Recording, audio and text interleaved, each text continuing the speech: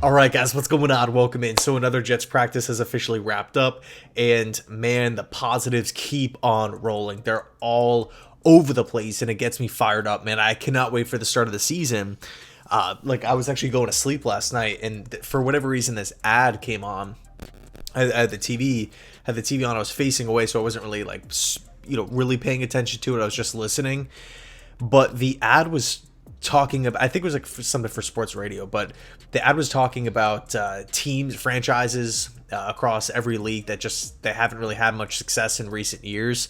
And when the Jets came up, they were like, longer streak than any team in the NBA, longer streak than any team in the MLB, longer streak, and they just went through all the leagues.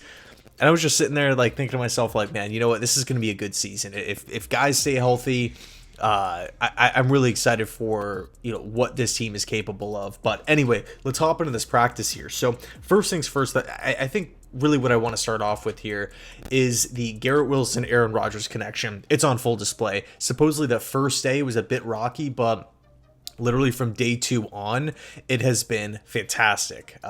Multiple connections here. We have multiple reporters talking about how good these guys' chemistry is and how it continues to grow practice by practice.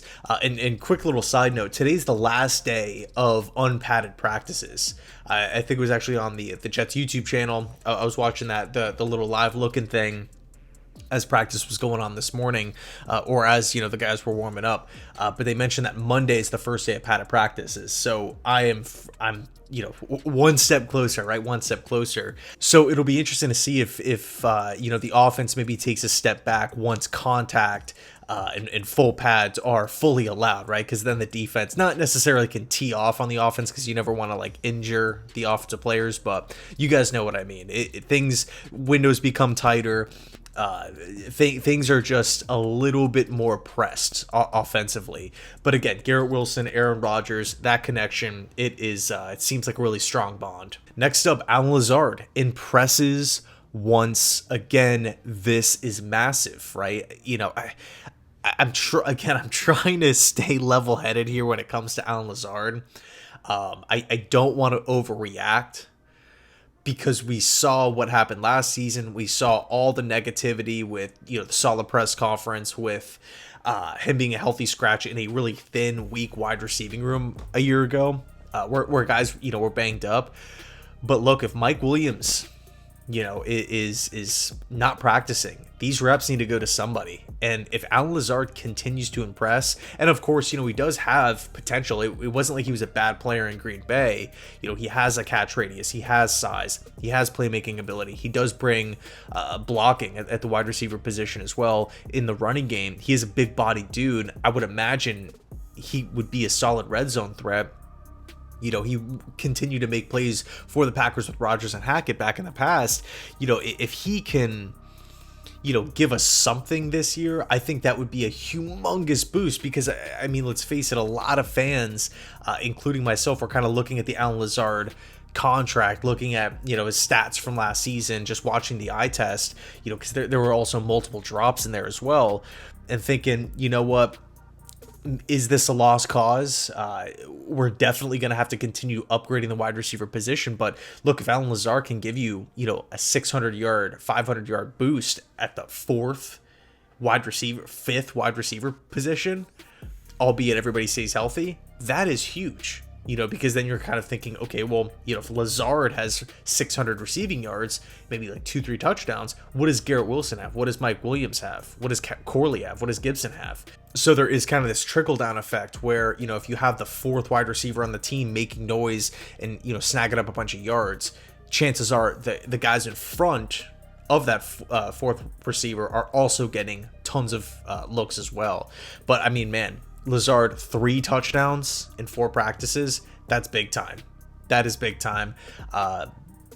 I cannot be more excited for Allen Lazard. I almost can't believe it, to be honest with you. I mean, a part of me can, because I did like the player in Green Bay, but man, just last season was just so rough. And after that solid press conference, it was just like a small, like, behind the scenes look at how the Jets internally feel about Lazard. Like, they already made their mind up a half year into his 4-year deal that he was going to be gone a year and a half from then, which was crazy. But who knows? Hopefully he turns it around. I got my fingers crossed. Now, I think it was from Nick Faria. He said that it looked like Will McDonald had the best practice so far through this offseason period, which is awesome because, Clemens has been getting the starting nod, and Will McDonald obviously has a ton of potential, really high ceiling, has a lot of speed, has pass rushing abilities, former first round pick, mid first round pick here. He's not, 30th, 31, 32.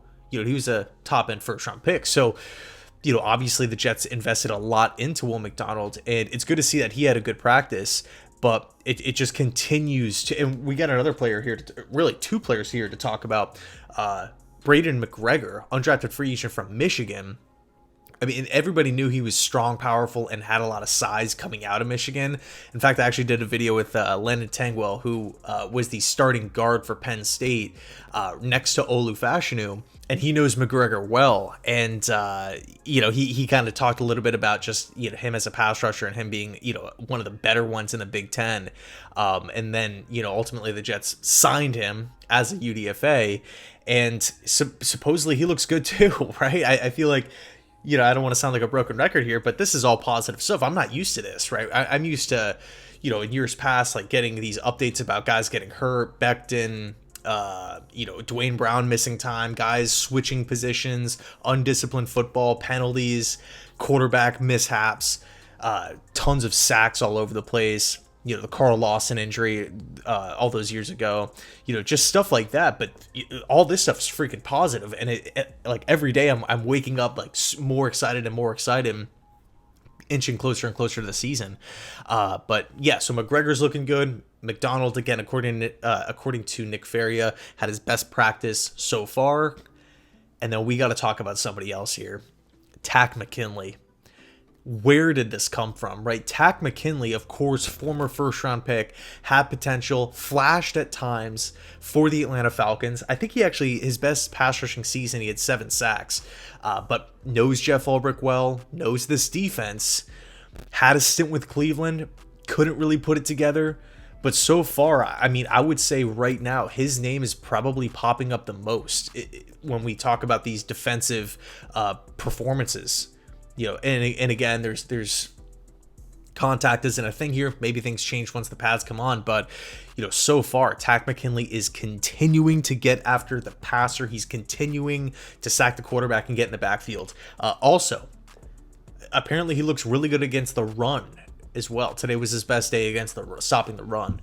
So, like Tac McKinley, with this whole Reddick situation, this whole Reddick distraction, it's sweet to get these updates about somebody who essentially the Jets just took a flyer on, 1-year contract, late signing, and he's making noise. He looks like one of the best pass rushers so far. Like that's awesome. Can't say anything more about a guy like that. Now, in regards to Reddick, again, not there. So another $50,000 that he's going to be fined, and I'm starting to get a little.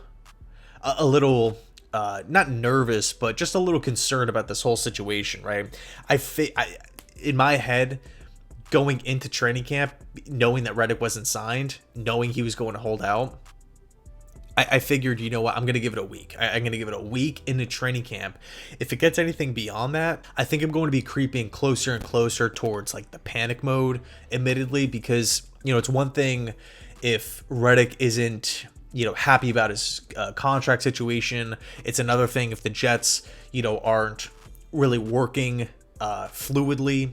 If they're only going to negotiate with Reddick once he's in the building, and Reddick is not going into going to the building unless he has a new contract. That's one whole situation.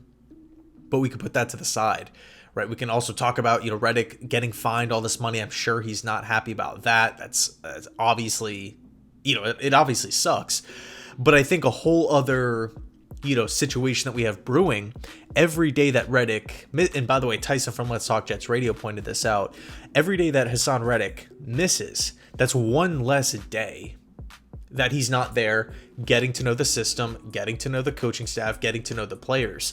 Now, it's not, maybe as big of a deal if like a rookie held out or a second-year guy held out, because Reddick is a proven veteran pass rusher. He's had multiple success. He's not some one-trick pony. He's had multiple success with Carolina, Arizona, Philly. You know, he can put together solid pass rushing seasons. He's been one of the best pass rushers in football these last 4 years, has a ton of sacks, a ton of quarterback hits, a ton of tackles for loss. He'll figure it out. But I mean, like, let's just hypothetically say, you know, he agrees to a contract around the second preseason game. We're only talking about, you know, a couple weeks of practices before the start of the season. Is he going to be ready? I think he's going to be doing enough by himself, like on his own. But, you know, playing in an NFL regular season game is a completely different story than off-season training by yourself or with your set team and coaches. So, you know, it's just, you know, again, I'm hoping something gets done. I'm hoping that there is a resolution to this at some point, some sort of solution here coming up in a bit, you know, next few days. Because I just don't, like, if you're Reddick, I mean, what's ultimately the worst that can happen? Just skip the entirety of training camp and then just show up a day before the season starts and then just suit up and, you know, I guess be like a rotational pass rusher. I mean, would the Jets coaching staff really put him in that position, or would they just make him a healthy scratch? I mean, I don't know. I really don't want to dive too much down into the negatives because everything has been so positive. But yeah, hopefully something gets done soon. Anyway, let me know your thoughts down below. Thanks so much for watching. And as always, go Jets.